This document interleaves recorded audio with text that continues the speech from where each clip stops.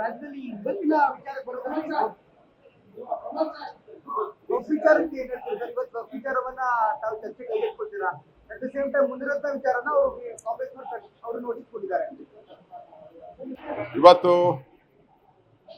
ವಕ್ ವಿಚಾರ ಬಗ್ಗೆ ಈಗಾಗಲೇ ನಿಲುವಳಿ ಸೂಚನೆಯನ್ನು ನೀಡಿದ್ದೀರಿ.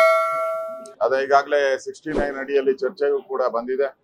ನೆನ್ನೆನೂ ಕೂಡ ಸನ್ಮಾನ್ಯ ಸ್ಪೀಕರ್ ಜೊತೆ ಮಾತಾಡಿದ್ದೀನಿ. ಇವತ್ತು ಕ್ವಶನ್ ಅವರ್ ಆದ ತಕ್ಷಣ ನಮಗೆ ಅವಕಾಶ ಕೊಡ್ತಾ ಇದ್ದಾರೆ. ವಕ್ಫ್ ಬೋರ್ಡಿನ ಅವಾಂತರಗಳು, ರಾಜ್ಯದಲ್ಲಿ ರೈತರ ಜಮೀನನ್ನ ಲೂಟಿ ಮಾಡ್ತಾ ಇರೋದು, ಮಠ ಮಂದಿರಗಳ ಜಮೀನನ್ನ ಲೂಟಿ ಮಾಡ್ತಾ ಇರೋದು, ಇವೆಲ್ಲರ ವಿರುದ್ಧವಾದ ಇವತ್ತು 11 ಗಂಟೆಗೆ ನಾನು ಅದರ ಬಗ್ಗೆ ಮಾತಾಡ್ತೀನಿ.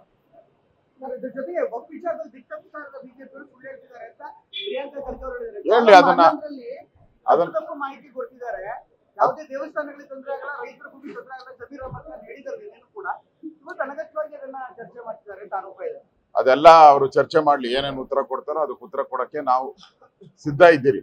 ಆದ್ರೆ ಇವತ್ತು ರೈತರು ಕಂಗಾಲಾಗಿರೋದು ನಿಜ, ಮಠ ಮಂದಿರ ಕಂಗಾಲಾಗಿರೋದು ನಿಜ.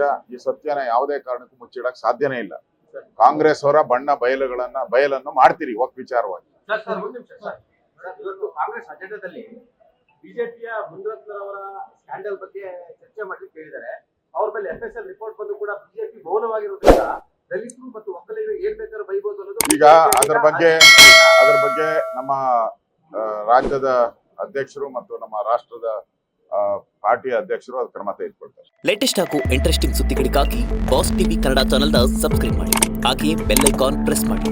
ಇದರ ಜೊತೆಗೆ ಫೇಸ್ಬುಕ್, ಇನ್ಸ್ಟಾಗ್ರಾಮ್, ಎಕ್ಸ್ ನಲ್ಲೂ ಮಿಸ್ ಮಾಡದೆ ಫಾಲೋ ಮಾಡಿ.